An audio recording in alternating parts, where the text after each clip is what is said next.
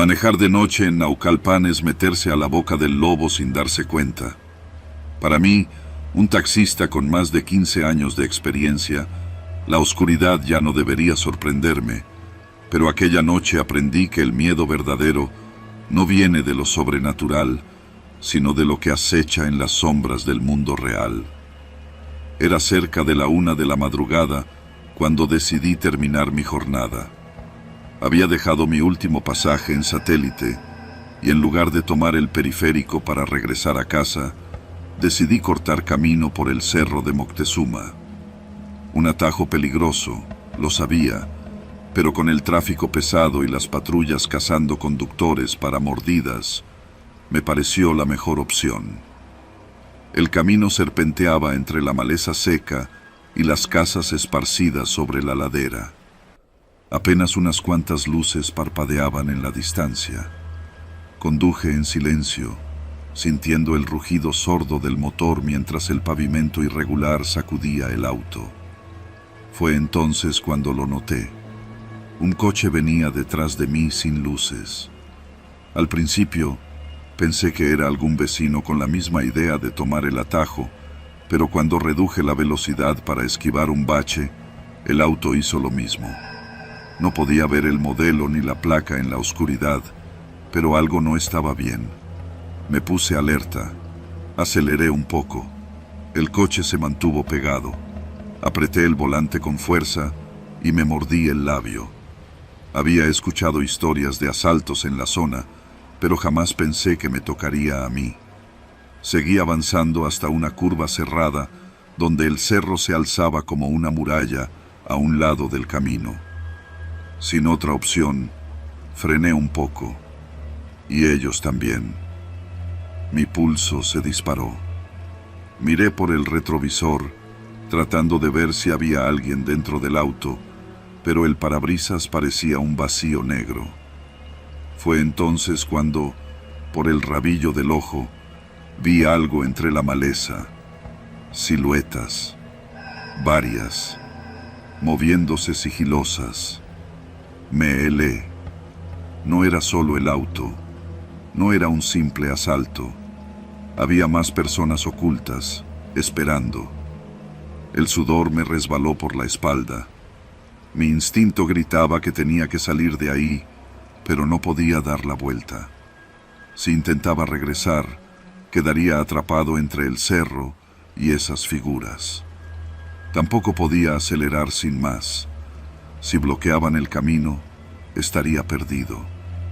Sin perder más tiempo, apagué las luces y me deslicé fuera del taxi con el motor encendido.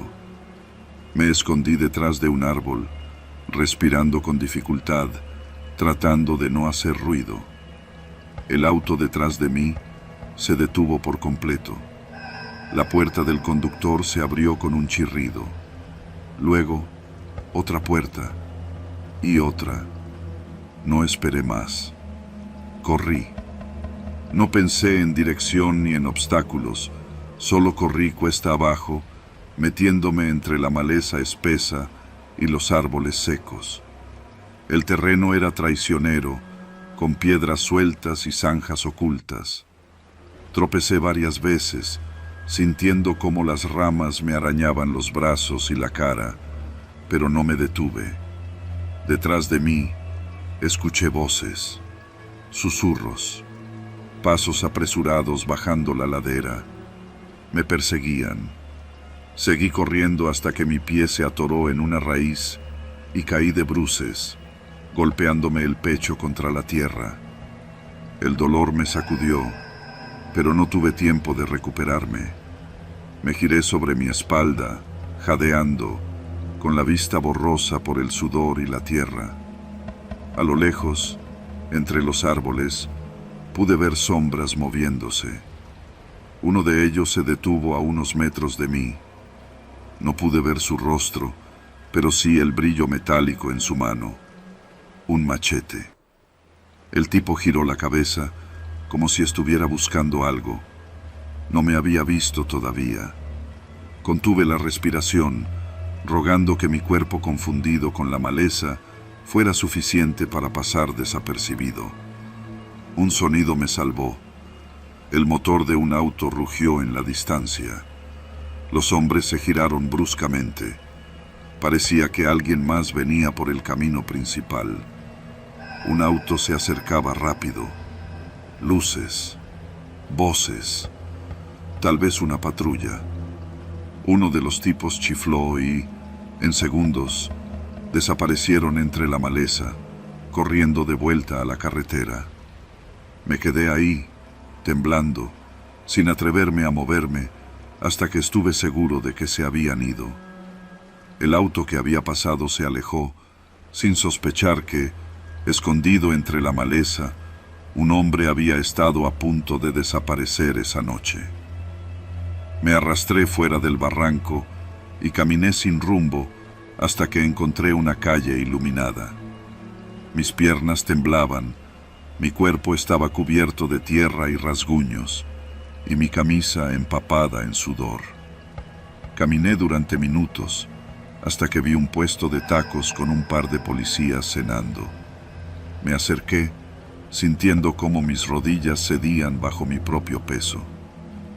«Ayuda», murmuré antes de desplomarme.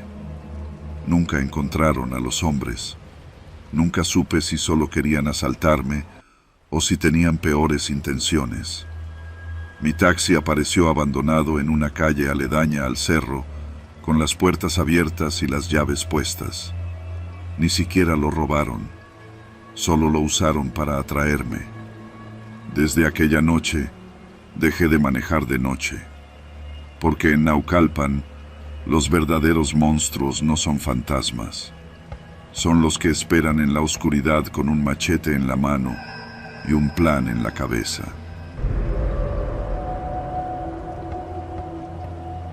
No suelo hacer preguntas. Esa es la primera lección que aprendes cuando trabajas de guardia en un sitio donde nadie quiere estar. Mientras menos sepas, mejor. Te pagan por vigilar, no por entender. Y esa era mi única tarea en aquella bodega abandonada en San Andrés Atoto. No dejes entrar a nadie. No hagas preguntas. Me lo dijo el dueño del terreno, un tipo de traje barato y cara de pocos amigos. Era sencillo. Sentarme frente a las cámaras, patrullar de vez en cuando y asegurarme de que ningún vagabundo o ladrón se metiera al lugar. La paga era buena, sobre todo para un trabajo nocturno donde, en teoría, no pasaba nada. Así que acepté. La primera noche transcurrió tranquila. La bodega era un cascarón vacío, con paredes de bloc desnudas y un techo alto que hacía eco con cada paso. Afuera, las calles de la zona industrial estaban desiertas. Solo de vez en cuando pasaba un tráiler con dirección a los parques industriales de alrededor. Revisé las cámaras. Todo en orden. Me puse los audífonos y dejé que la madrugada pasara lenta. Pero cuando me levanté a hacer una ronda, algo me inquietó. En el suelo de la bodega había rastros de actividad reciente, huellas de zapatos en la tierra y algunas latas de cerveza aplastadas. Eso no estaba ahí cuando llegué. Pensé que quizá el guardia anterior había dejado ese desastre, así que no le di más vueltas. Terminé mi ronda y regresé a la caseta. Entonces, revisé las cámaras otra vez. Y ahí estaban. Personas. 4, tal vez 5, caminando dentro de la bodega. Me quedé paralizado. Regresé la grabación. 10 minutos antes, en una de las cámaras de los pasillos laterales, una mujer delgada con ropa oscura aparecía en cuadro, avanzando con paso seguro hacia el interior de la bodega. Luego un hombre alto, después otro. Eran varias personas. Entraban y salían con la naturalidad de alguien que tenía una llave. Pero yo estuve ahí. No vi a nadie. Salí con la linterna en mano, apuntando a cada rincón. Silencio. Ni un alma. Regresé a la caseta. Volví a revisar las grabaciones. Ahí estaban de nuevo, moviéndose dentro del lugar, pero no coincidía con lo que mis propios ojos veían en ese instante. Apagué las cámaras. Respiré hondo. No era momento de imaginar cosas. Pero entonces me di cuenta de algo más. Todas esas personas llevaban máscaras. No era gente común. Eran parte de algo. Algo que no quería ser visto. Las noches siguientes fueron peores. No pasaba una sola sin que las cámaras captaran movimiento en la bodega. A veces eran 2 personas, a veces 6. Todos con el rostro cubierto. Pero no dejaban rastros físicos. No abrían las puertas. No movían nada. Era como si existieran solo dentro de las cámaras. Me obsesioné. Empecé a tomar notas. Intenté sincronizar la vigilancia en vivo con las grabaciones. Caminé cada noche con la linterna en mano mientras revisaba el teléfono con el acceso a las cámaras. Y una noche, por fin, los vi en tiempo real. Era un grupo pequeño, 4 personas de negro, con las máscaras blancas sin expresión. Estaban en la parte trasera de la bodega, alineados, sin moverse. Me acerqué, con la adrenalina empujando mis piernas. Pero al doblar la esquina, ya no estaban.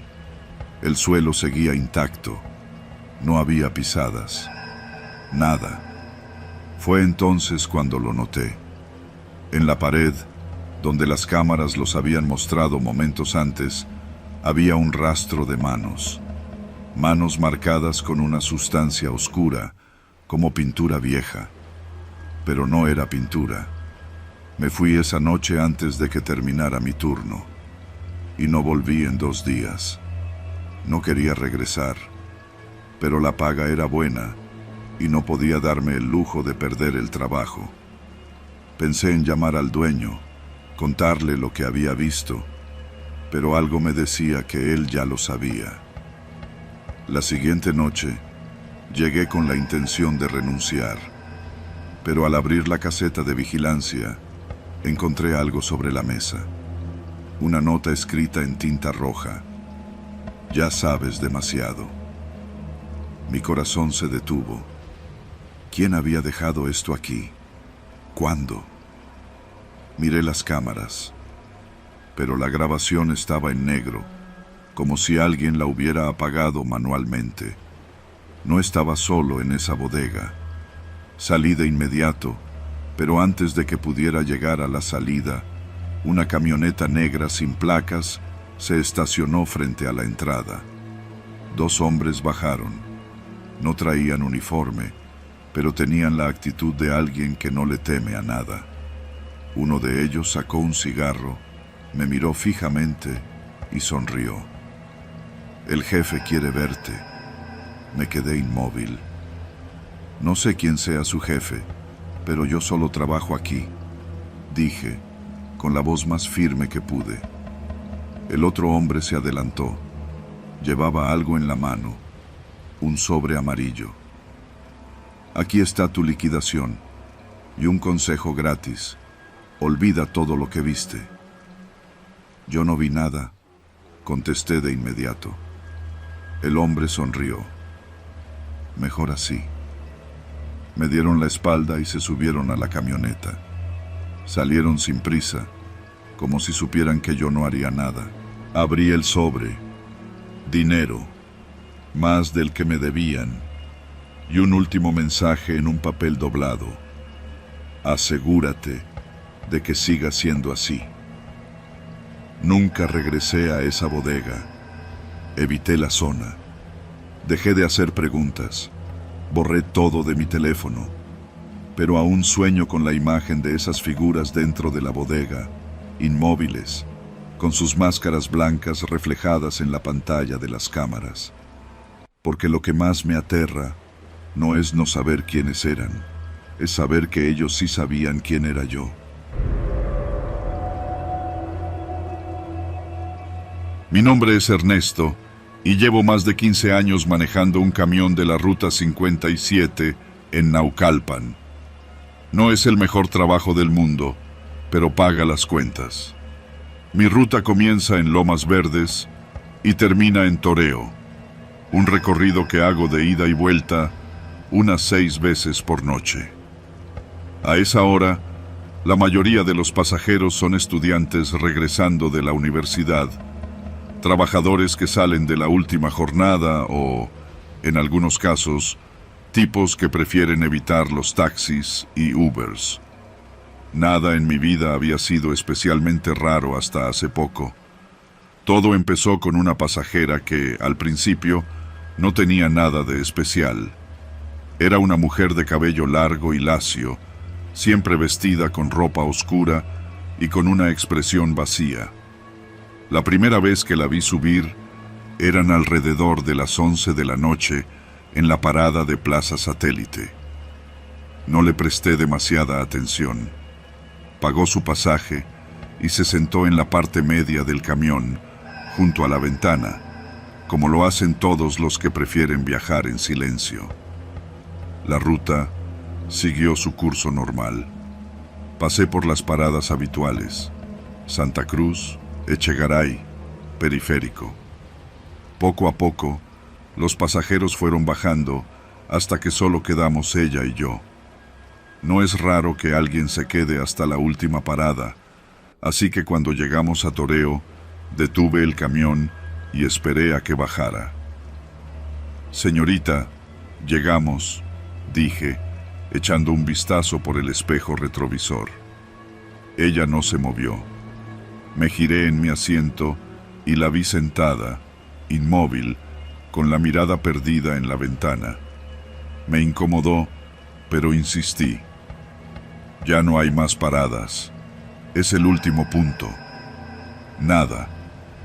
Me puse de pie y caminé hacia ella. Fue entonces cuando reaccionó. Sus ojos se movieron lentamente hasta encontrarse con los míos y con una voz baja y temblorosa dijo: «Lo siento, me distraje». Se levantó y bajó del camión sin prisa. Me quedé viéndola mientras se alejaba en dirección a la terminal, pensando que solo era una de esas personas distraídas que pierden la noción del tiempo. No le di más importancia. Pero la siguiente noche volvió a subirse en la misma parada, a la misma hora, con la misma ropa. Y lo más extraño, otra vez se quedó hasta la última parada sin decir una palabra. Cuando llegamos a Toreo, repetí la escena de la noche anterior. Me giré, la llamé, y ella reaccionó tarde, como si apenas se diera cuenta de que el camión estaba vacío. Pero esta vez, cuando se puso de pie, noté algo raro en sus manos. Tenía los nudillos enrojecidos y las uñas llenas de tierra. El estómago se me apretó con un mal presentimiento. No pregunté nada, pero mientras la veía bajar, una sensación desagradable me recorrió la espalda, como si algo en ella no encajara del todo en el mundo real. La tercera noche fue cuando supe que algo no estaba bien. Otra vez subió en la misma parada. Otra vez se quedó hasta el final. Pero esta vez, antes de que pudiera decirle que habíamos llegado, ella habló primero. «¿Puedo quedarme aquí unos minutos más?», dijo con voz apagada. Algo en su tono me hizo sentir un nudo en el pecho. No era una simple pasajera distraída. Había algo detrás de esos ojos oscuros y de esa insistencia en viajar cada noche sin destino. No podía quedarme callado más tiempo. «Señorita, ¿está bien? ¿Alguien la sigue?». Ella alzó la vista hacia el espejo retrovisor y supe que le había dado en el clavo. Sus manos se aferraron al asiento y aunque intentó mantenerse tranquila, su respiración se volvió entrecortada. «No debería decirle nada», murmuró. «Mire, si tiene algún problema, puedo ayudarla», insistí, bajando el tono de voz. Ella vaciló unos segundos, y luego susurró: «No sé quiénes son, pero me siguen cada noche». Sentí un escalofrío. Miré por la ventana, pero no vi nada extraño. Aún así, su miedo se me contagió. Esa fue la primera vez que presté atención al camino en busca de algo fuera de lo normal. La siguiente noche, cuando ella subió, me aseguré de revisar los autos alrededor. Y ahí estaba, un sedán negro, con los vidrios polarizados, estacionado cerca de la parada. No se movió inmediatamente. Parecía estar esperando algo. A medida que avanzábamos en la ruta, revisé el retrovisor y lo vi de nuevo. No importa cuántas vueltas diera, cuántas calles tomara, el auto nunca se alejaba demasiado. Los pensamientos empezaron a formarse en mi cabeza a una velocidad vertiginosa. ¿Y si no era paranoia de ella? ¿Y si realmente la estaban siguiendo? ¿Y si ahora yo también estaba en la mira? Cuando llegamos a Toreo, decidí tomar una ruta diferente antes de bajarla. El sedán aceleró. No quedaban dudas. «No voy a dejarla sola, señorita», le dije con firmeza. Ella me miró, con los ojos húmedos, pero sin atreverse a llorar. Asintió. Le pedí que se agachara y manejé sin rumbo claro, tratando de despistar al auto. Di vueltas, me metí en calles pequeñas, pasé por un Oxxo y luego regresé hacia Periférico. Después de 20 minutos, lo perdimos. Esa noche, dejé a la mujer en una estación del Mejibus, donde había más gente y mejor iluminación. Me dio las gracias con un hilo de voz y por primera vez me miró con algo parecido a la esperanza. Pensé que ahí terminaba todo, pero me equivoqué. Desde entonces, el sedán ha aparecido en mi ruta. A veces lo veo estacionado a lo lejos, otras veces lo encuentro en los espejos cuando menos lo espero. Ya no es solo ella a quien siguen, ahora también me vigilan a mí, y lo peor es que no sé qué quieren.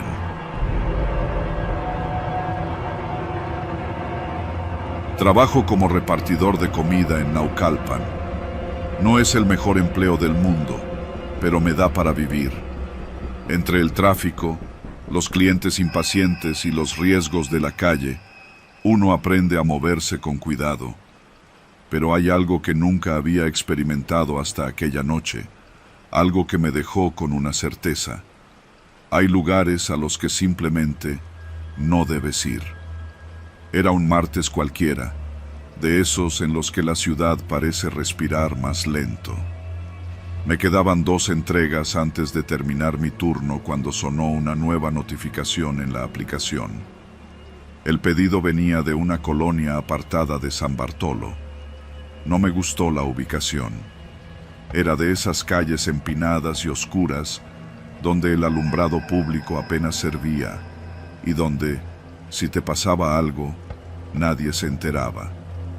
Pero el pago era generoso, lo suficiente como para tentarme. Lo acepté sin pensarlo mucho. Al llegar, la calle estaba vacía. Solo una luz de mercurio parpadeaba, lanzando sombras que se estiraban en las paredes como espectros. Busqué el número de la casa, una construcción vieja, con la pintura descarapelada y el portón entreabierto. Me acerqué con el casco a un puesto y toqué el timbre. No hubo respuesta. Volví a tocar. Nada. Ya estaba por cancelar el pedido cuando, desde la penumbra de la entrada, emergieron 3 hombres. Caminaban despacio, con las manos en los bolsillos. Uno de ellos, un tipo alto y delgado con la piel curtida por el sol, me sonrió de una manera que no me gustó nada. «Pásale, amigo. La cocina está al fondo», dijo señalando la puerta entreabierta. Aquello me puso en alerta. Nunca, en todo el tiempo que llevaba en esto, Me habían pedido entrar hasta la cocina. Siempre entregaba en la puerta. «Aquí está su pedido», respondí, extendiendo la bolsa. El tipo alto se inclinó un poco, como si no me hubiera escuchado bien. «No, pásale tú, déjalo en la cocina». Miré a los otros dos. Uno era bajo y robusto, con los brazos cruzados sobre el pecho. El tercero llevaba una gorra, y aunque tenía la cara medio oculta por la sombra, pude notar que me observaba sin parpadear. Algo dentro de mí gritó que me largara. «No puedo entrar, patrón. Normas de la empresa», dije, forzando una sonrisa. «No te preocupes, nadie se va a enterar». El de la gorra soltó una risita seca. El tipo alto dio un paso adelante, estirando una mano como para tomar la bolsa, pero en vez de eso, me dio un leve empujón hacia la puerta. No fue violento, pero lo suficiente para hacerme sentir atrapado. Ya no sonreían. Mi instinto me gritó que saliera de ahí. «Tengo otros pedidos», dije en tono firme, retrocediendo. Cuando di un paso atrás, noté algo que me heló la sangre. Mi moto ya no estaba. Volteé a mi alrededor, buscando con desesperación. La había dejado justo frente a la casa, en la banqueta, pero ahora solo quedaban el pavimento oscuro y el reflejo de la luz parpadeante en un charco de agua estancada. El de la gorra se pasó la lengua por los labios. «Creo que no tienes prisa, carnal». El de brazos cruzados suspiró y se acercó lentamente hacia la puerta, como si fuera a cerrarla detrás de mí. Mi corazón retumbó contra mis costillas. «¿Dónde está mi moto?», pregunté, intentando mantener la calma. «¿Cuál moto?», respondió el alto con fingida confusión. Sabía que si me metían a esa casa, no saldría entero. No podía dejar que me acorralaran. Mis opciones eran pocas. Entonces vi la puerta abierta. No sé por qué, pero me provocó más miedo que los tres hombres juntos. Era como si me llamara. La casa estaba en silencio. Demasiado silencio. No había música, no había televisión encendida, ni siquiera el sonido de cubiertos o de una licuadora, nada que indicara que alguien estuviera esperando comida dentro. Y ahí entendí. No había nadie en la casa. Ellos no esperaban un pedido. Ellos esperaban a alguien. «Carnal, ¿qué esperas?», dijo el de la gorra, dando un paso más cerca. Tomé una decisión. Sin previo aviso, lancé la bolsa de comida con todas mis fuerzas contra la cara del tipo alto y me eché a correr. Escuché su maldición y el sonido de las bolsas cayendo al suelo. El de brazos cruzados intentó agarrarme, pero me hice a un lado y seguí corriendo calle abajo. Mis piernas ardían, pero no me detuve. No volteé. Escuché gritos detrás de mí. Pasos. Tomé la primera calle que encontré y seguí corriendo, zigzagueando entre las sombras. No sé cuánto tiempo pasé así.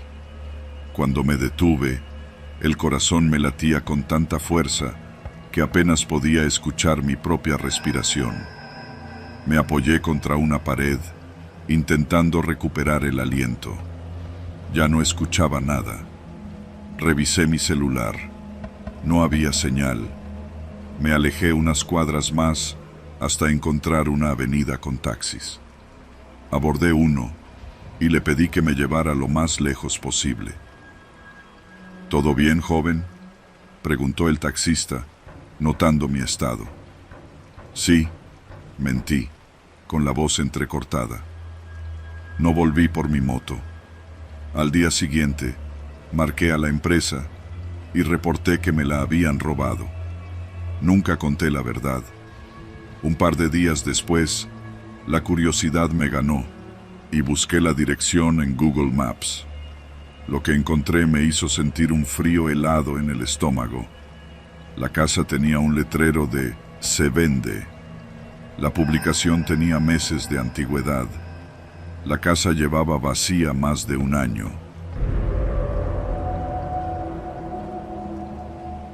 Siempre supe que meterme en la nota roja era un juego peligroso. Me llamo David Linares y soy periodista de investigación. O era. No sé si, después de lo que viví, pueda seguir haciendo esto. Todo comenzó con las desapariciones en Naucalpan. Un patrón extraño. Hombres jóvenes, repartidores, albañiles, trabajadores informales. Todos con el mismo perfil y todos esfumándose sin dejar rastro. No había cuerpos, no había pistas, solo el dolor de las familias y el silencio de las autoridades. Después de meses de seguir hilos sueltos, un soplo anónimo me llevó a El Molinito, una de esas colonias donde las calles se apretujan entre sí y el tiempo parece haberse detenido. Me dijeron que la clave estaba en una fábrica abandonada, un viejo complejo de ladrillo y concreto, con muros grafiteados y ventanas rotas, donde antes hacían telas, pero que ahora era solo un cascarón podrido por el tiempo. Conseguí la forma de infiltrarme. Busqué información, pagué a la gente correcta y fabriqué un historial falso. Fingí ser un hombre más en busca de trabajo y no fue difícil que me aceptaran. No pedían papeles, ni antecedentes, ni siquiera un nombre real. Solo necesitaban manos.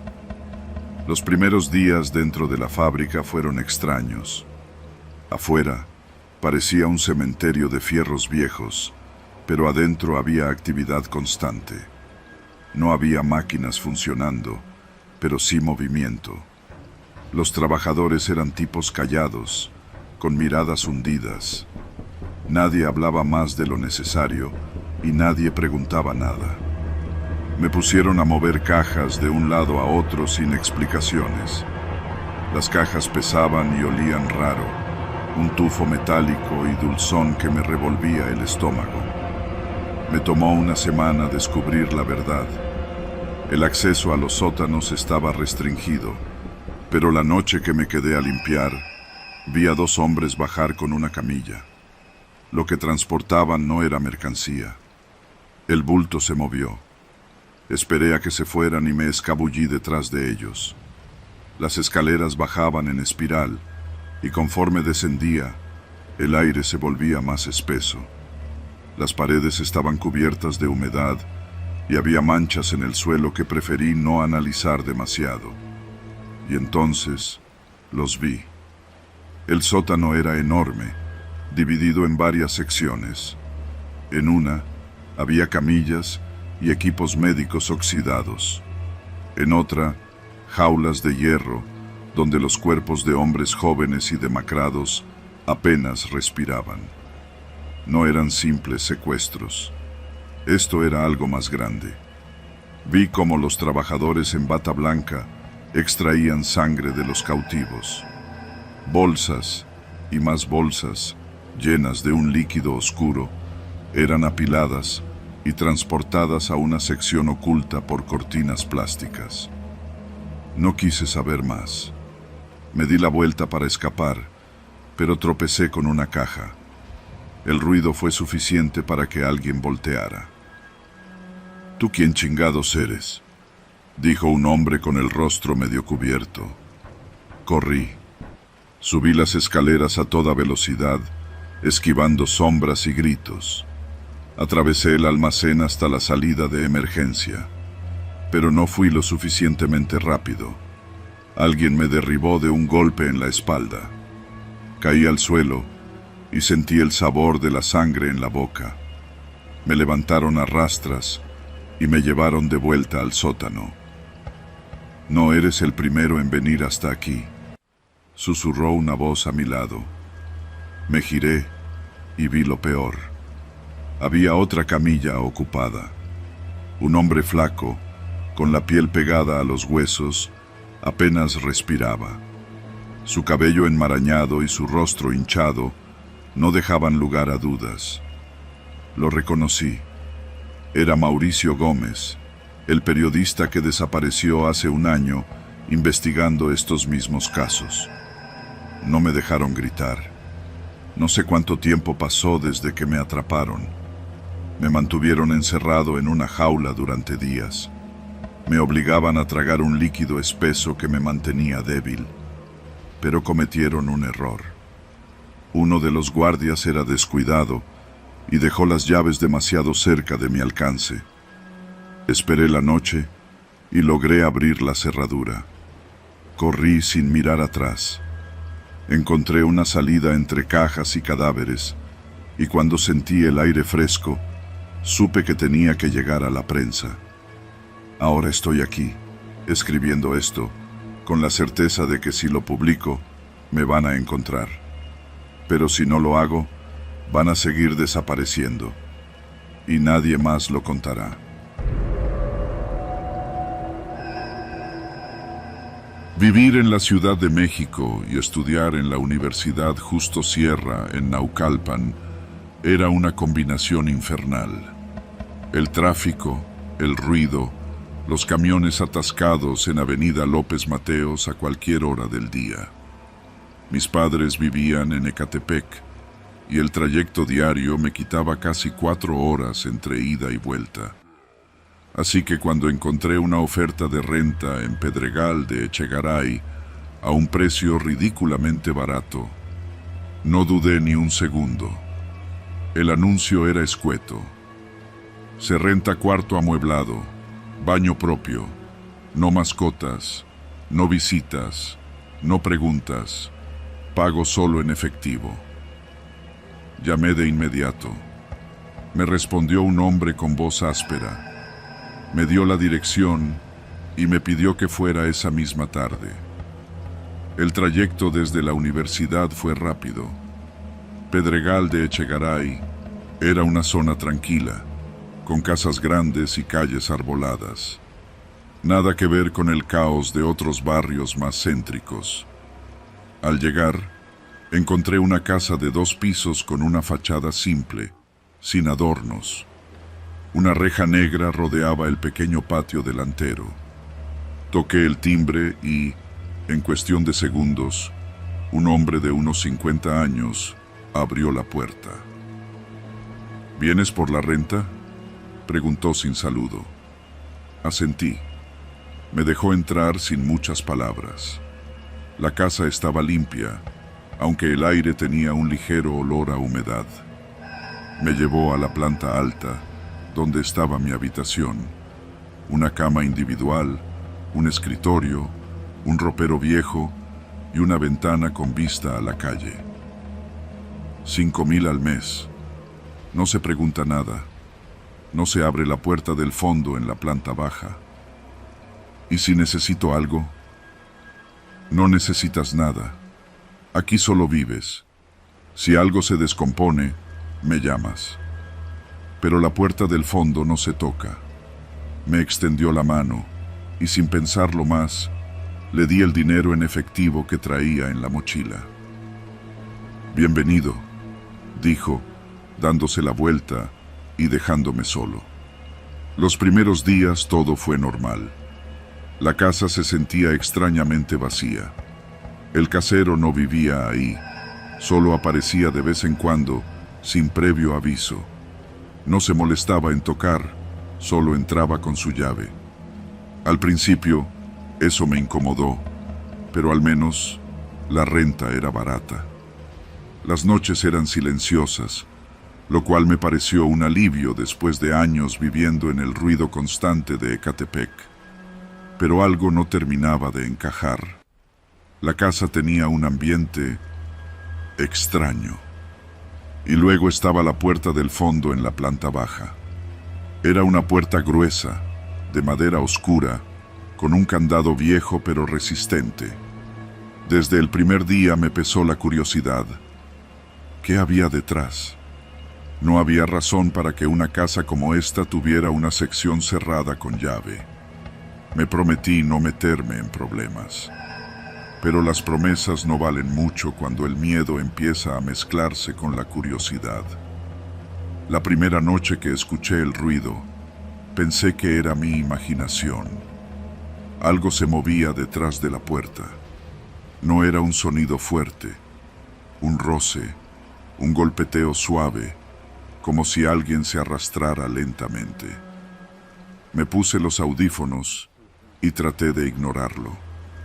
Al día siguiente, me encontré con una nota en la mesa del comedor. La puerta debe permanecer cerrada. No es tu problema. Me recorrió un escalofrío. No había hablado con el casero en días. ¿Cuándo había entrado a dejar la nota? Decidí ignorar la advertencia. Y fue un error. Esa noche, el sonido se repitió. Esta vez, más fuerte, como si algo golpeara desde adentro. No podía ignorarlo más. Bajé con una linterna, descalzo para no hacer ruido. Me quedé de pie frente a la puerta, con el corazón martillando en el pecho. Acerqué el oído.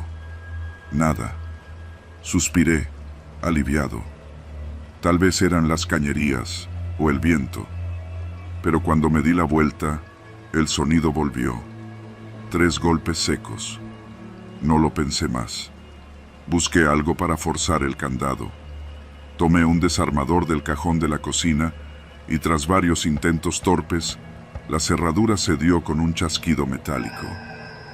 Abrí la puerta. Un pasillo estrecho y oscuro se extendía ante mí. El olor me golpeó de inmediato.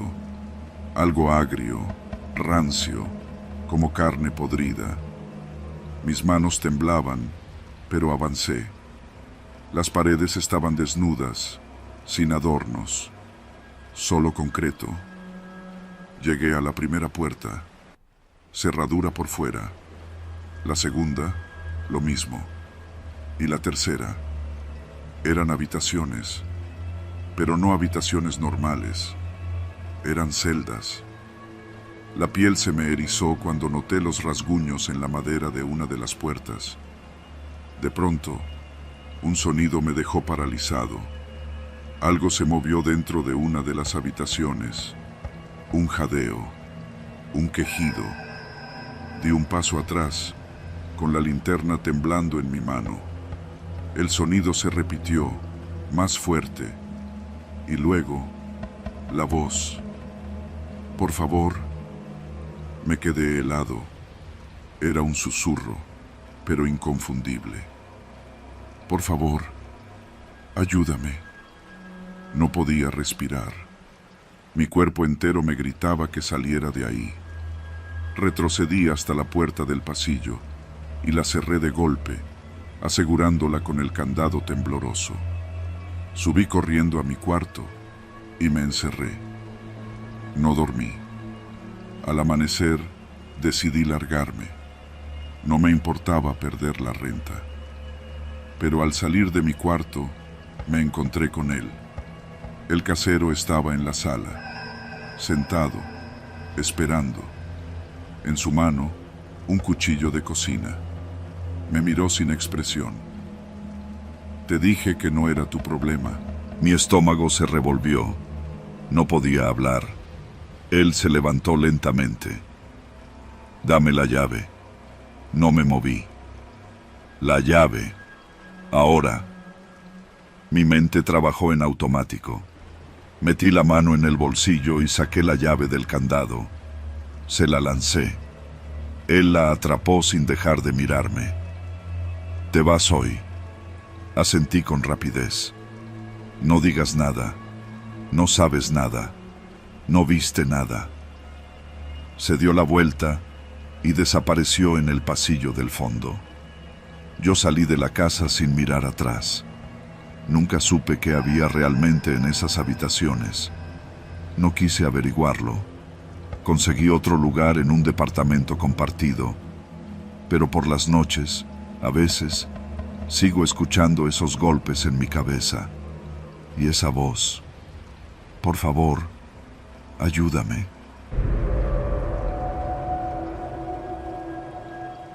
Transportar mercancía por la avenida 1 de Mayo en Naucalpan nunca ha sido un trabajo fácil. El tráfico, los retenes, la inseguridad, todo pesa en la mente de quienes manejamos un tráiler de un lado a otro.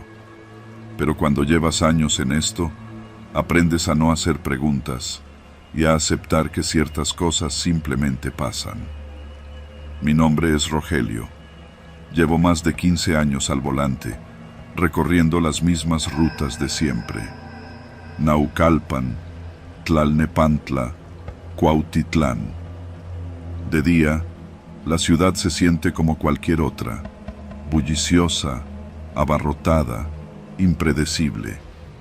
Pero de noche es otra historia. Aquella madrugada, hice una parada en una gasolinera cerca de la colonia Alce Blanco.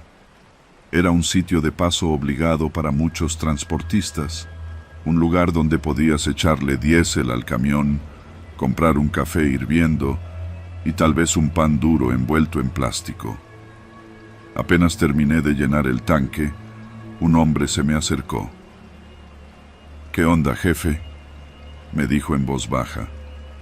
Vestía una chamarra de mezclilla y un gorro negro que le tapaba media cara. Miraba a su alrededor como si esperara a alguien. «Dígame, tengo un encargo. Necesito que lleves a 2 compas a Cuautitlán. Es rápido. Te pago bien». No era la primera vez que alguien intentaba colarse en mi tráiler sin hacer preguntas. Migrantes, ladrones, gente que no quiere ser vista. «No acostumbro a llevar gente», le dije. Sacó un fajo de billetes y me lo mostró sin despegar la mirada del piso. «Te doy esto nomás por llevarlos. Te los bajas en la primera parada después del libramiento». «No hay pedo, jefe. Solo necesitan aventón». El dinero era mucho, demasiado para lo que pedía. Miré alrededor. La gasolinera estaba casi vacía, salvo por otro tráiler estacionado a unos metros, su chofer dormido dentro de la cabina. «No preguntes. No te metas. Súbelos». El hombre asintió y se perdió entre la sombra. Un minuto después, sentí un par de golpes suaves en la parte trasera del tráiler. Era la señal de que los pasajeros ya estaban dentro. Pisé el acelerador y me incorporé a la avenida. Manejar de madrugada tiene algo hipnótico. Las luces de los postes pasan una tras otra, iluminando por breves segundos el camino. No hay tráfico, solo la carretera y el murmullo del motor. Pero entonces escuché un golpe seco en la caja del tráiler. Me enderecé en el asiento. No era normal que los pasajeros hicieran ruido. Se suponía que iban a irse callados, sin problemas. Un minuto después, otro golpe. Encendí la luz del tablero para revisar los espejos. Nada. Seguí manejando. Los golpes se hicieron más fuertes. Era como si alguien estuviera pateando las paredes metálicas con todas sus fuerzas. Luego, un grito. «¡Sáquenos de aquí!». Frené en seco. El tráiler chirrió en la carretera y casi me salgo del carril. Apreté los dientes. Esto no era normal. Apagué el motor y bajé con la linterna en mano. Me acerqué a la caja, sintiendo un hormigueo en la nuca. «¡Ey! ¡Ya cállense!», grité, esperando que entendieran que no podía hacer nada hasta llegar a destino. Silencio. Di la vuelta y me paré frente a la puerta trasera. Saqué la llave y abrí. La caja estaba vacía. Solté el aire. Miré alrededor, esperando que alguien estuviera escondido entre los costales de mercancía. Nada. Pero entonces vi las paredes. Marcas de manos. Docenas de manos marcadas en el metal. Algunas parecían frescas, con los dedos extendidos como si hubieran intentado salir a la fuerza. Otras estaban más desgastadas, como si hubieran estado ahí por mucho tiempo. Mi estómago se revolvió. Cerré de golpe la puerta y corrí a la cabina. Arranqué sin mirar atrás. Manejé sin parar, con la piel helada y la boca seca. No había manera de que alguien hubiera salido de ahí sin que yo lo viera. Las marcas. Eso no tenía sentido. Llegué a Cuautitlán en menos de lo previsto. Apenas crucé el libramiento, tomé la primera desviación y estacioné. Esperé. No vinieron por ellos. Nadie. Miré el sobre con dinero en el asiento del copiloto. Lo tomé con la mano temblorosa y lo abrí. Dentro había billetes, sí, pero también una foto. Una imagen borrosa de una caja de tráiler con las mismas marcas de manos en el metal. Y, al fondo, dos siluetas difusas de espaldas. Los hombres que se suponía que debía llevar. Respiré hondo. Encendí el motor y regresé a Naucalpan. No volví a hacer paradas en la gasolinera de Alce Blanco. No sé cuánto tiempo me quede, pero si alguien encuentra esto, al menos sabrá lo que pasó.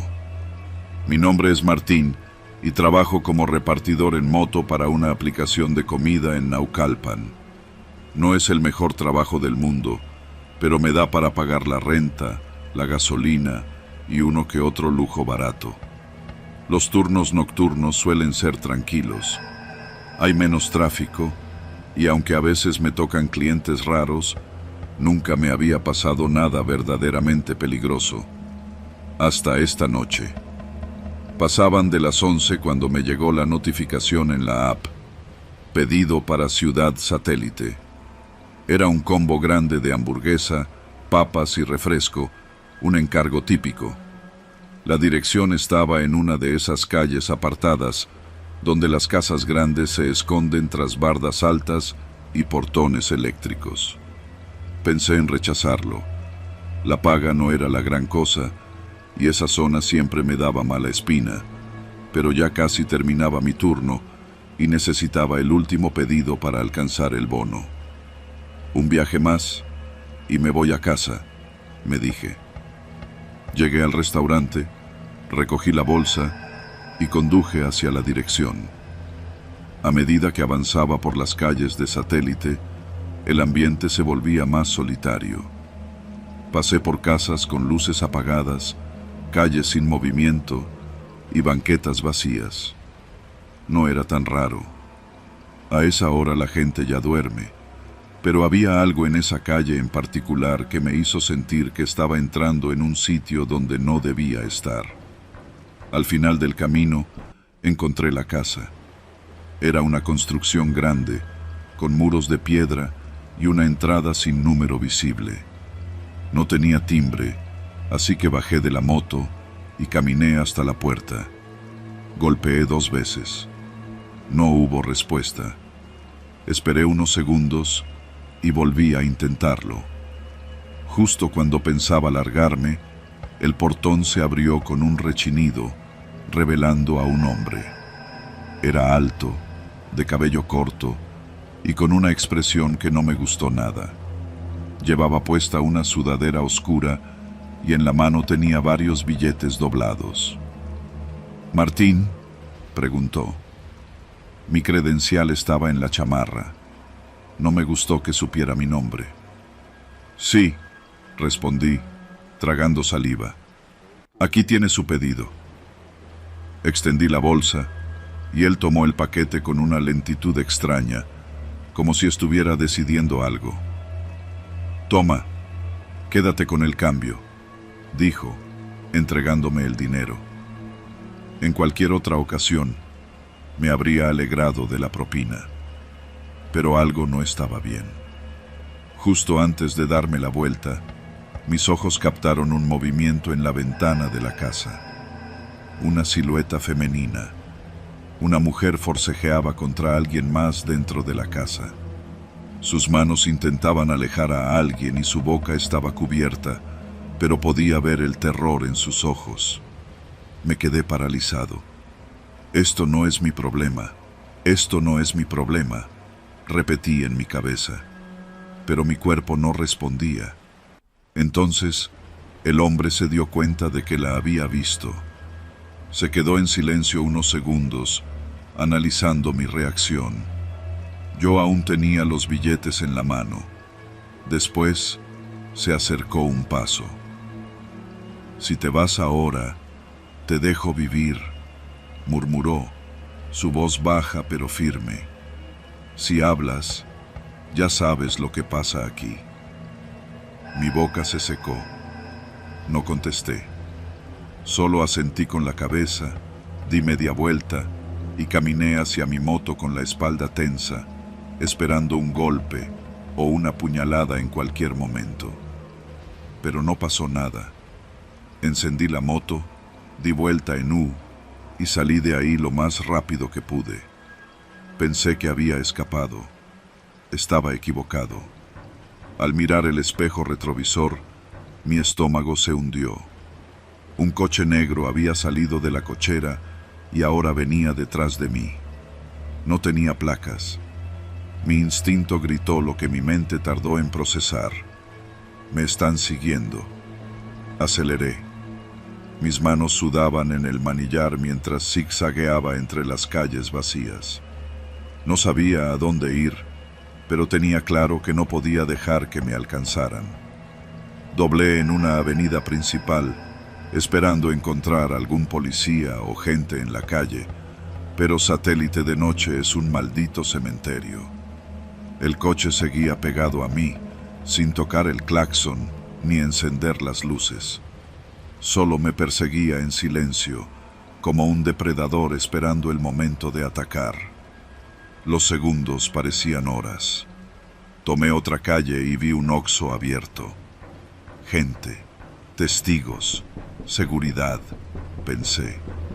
Pero justo antes de frenar, el coche aceleró bruscamente y bloqueó la entrada. Me obligaron a seguir. Los pensamientos se amontonaban en mi cabeza. No quieren que entre a un lugar público. No quieren que hable. Quieren atraparme antes de que alguien más me vea. Vi una desviación a la izquierda y me lancé sin pensarlo. Las calles cerradas son mi única ventaja. El coche frenó y giró detrás de mí, pero la moto era más rápida en espacios reducidos. Vi un puente peatonal a lo lejos y supe que esa era mi única salida. Frené en seco, tiré la moto al suelo y corrí hacia las escaleras del puente. Detrás de mí, el coche se detuvo bruscamente. Escuché una puerta abrirse. Están bajando. Subí los escalones de dos en dos, el corazón retumbando en mis oídos. Llegué a la cima y miré abajo. El hombre de la casa estaba ahí. Y no estaba solo. Otro tipo, más corpulento, con la misma ropa oscura, lo acompañaba. Ambos me miraban con calma, como si ya supieran lo que iba a hacer. Uno de ellos sacó algo de su chamarra, un arma. La ciudad se sintió más vacía que nunca. Del otro lado del puente, vi un taxi avanzando. Sin pensar, corrí hacia la calle y me lancé frente al vehículo, agitando los brazos como un loco. El taxi frenó en seco. «¡Súbete, cabrón!», gritó el chofer. No lo pensé dos veces. Cerré la puerta de golpe y el coche arrancó. Mis perseguidores no intentaron seguirnos, solo se quedaron ahí, de pie, mirándome desaparecer y sonriendo. Pensé en ir a la policía, pero ¿qué iba a decirles? ¿Que vi algo que no debía? ¿Que dos cabrones me persiguieron en un coche sin placas? ¿Y si ellos también tienen a alguien dentro? Llegué a casa y cerré la puerta con doble llave. Mi teléfono vibró. Era una notificación de la app. Tu entrega ha sido completada con éxito. Gracias por usar nuestra plataforma. Mis manos temblaban. Vi mi reflejo en la pantalla. El problema no había terminado. Sabía que me estaban buscando. Sabía que esto no iba a quedarse así. Y lo peor es que también sabía algo más. A la mujer en la ventana, nadie la va a buscar.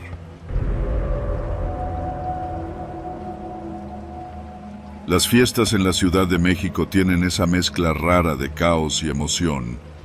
No importa cuántas veces jures que será la última vez, siempre terminas en un auto con amigos, regresando a casa a horas indecentes, con los oídos zumbando y el estómago revuelto por tanto alcohol y mala comida.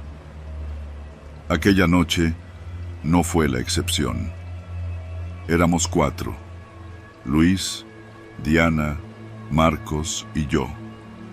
Salimos de un antro en Polanco pasada la medianoche, todavía riéndonos de una idiotez que había dicho Luis sobre la mesera, cuando nos dimos cuenta de que el tanque de gasolina estaba en reserva.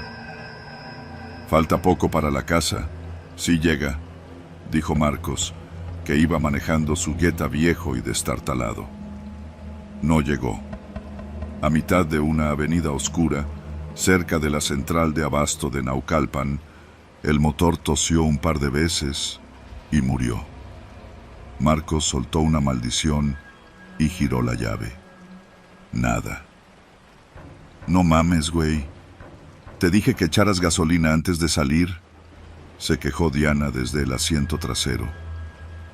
«No hay pedo. Seguro encontramos una gasolinera cerca», respondió Luis. Pero no había ninguna cerca. Bajamos del auto. La avenida estaba prácticamente desierta, salvo por un par de camiones estacionados a lo lejos y un tráiler en marcha con los faros encendidos. El aire olía a basura y humedad. Al fondo, las enormes naves del mercado se alzaban como sombras dormidas. «Nos vamos a morir aquí, ¿verdad?», bromeó Luis. Nadie rió.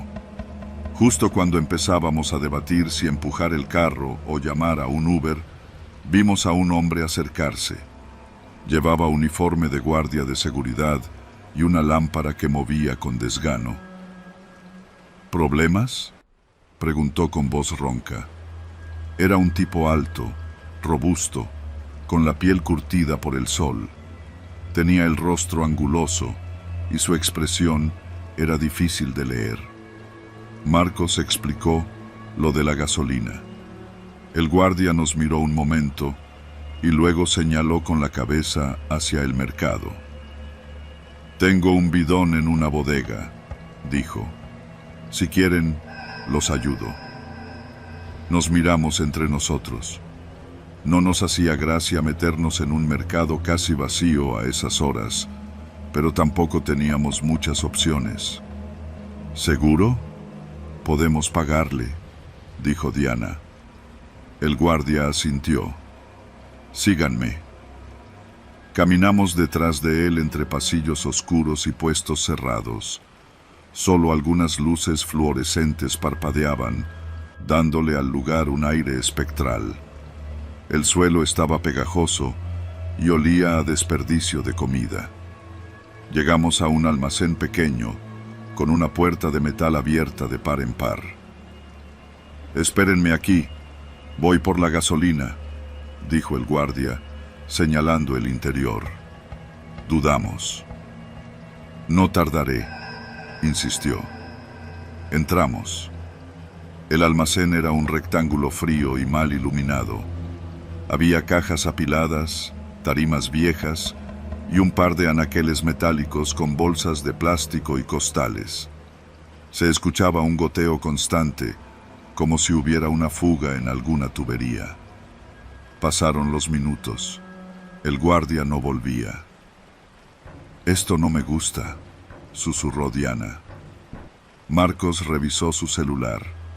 Sin señal. Yo miré hacia la puerta. Algo estaba mal. «¿No estaba abierta?», pregunté en voz baja. Luis giró la perilla. No se movió.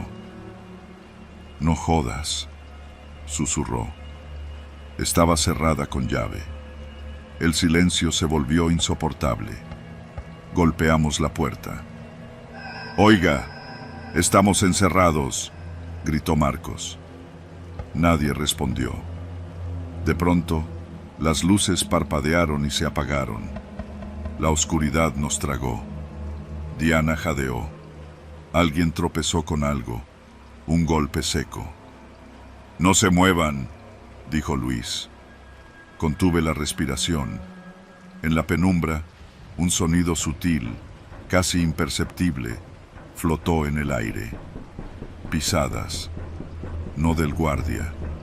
Alguien más estaba en la bodega. Un chasquido metálico rompió el silencio.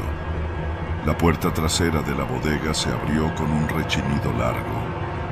No pudimos ver quién entraba, pero escuchamos su respiración. Era profunda, pausada. Diana sollozó. «No hagan ruido», susurré. El sonido de pasos avanzó lentamente entre las cajas. Marcos tomó mi brazo y me susurró al oído. «Tenemos que salir». Lo vi moverse sigilosamente hacia la pared, tanteando con las manos en la oscuridad. Yo lo seguí. Luis y Diana hicieron lo mismo. Un crujido. Algo se movió cerca. Sentí un escalofrío helado subir por mi espalda. No era solo una persona. Había más. De pronto, una linterna se encendió. Nos cegó por un segundo. «Aquí están», gruñó una voz. Corrimos.